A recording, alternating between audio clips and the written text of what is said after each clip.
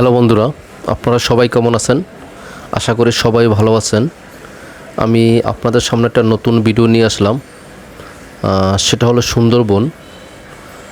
সুন্দরবনে আপনারা অনেকেই ঘুরতে গেছেন, অনেকেই বেরিয়েছেন।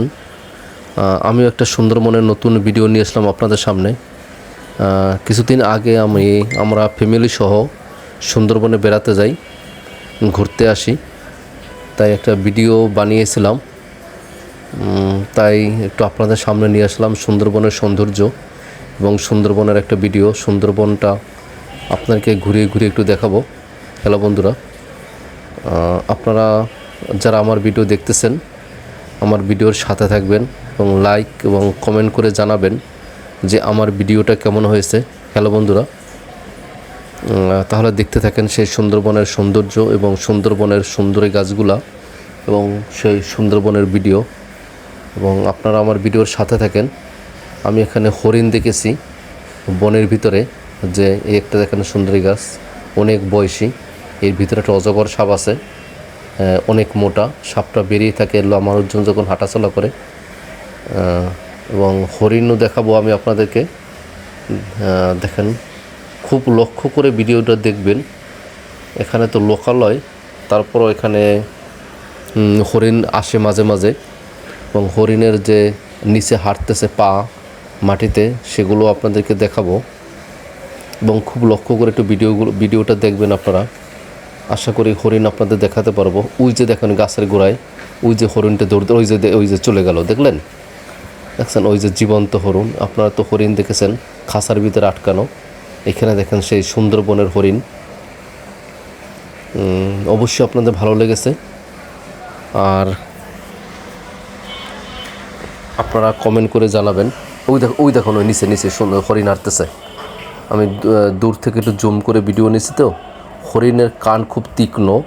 ওরা মানুষের একটু আলাপ আলোচনা পেলেই, কথা পেলেই হরিণ দূরে চলে যায়।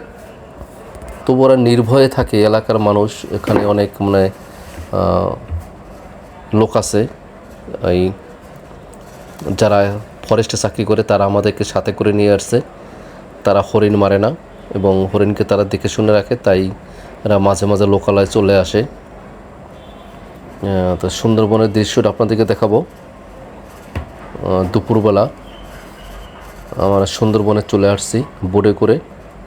এখন উপরে উঠছে, হাঁটতেছি, তাই একটু ভিডিও করলাম।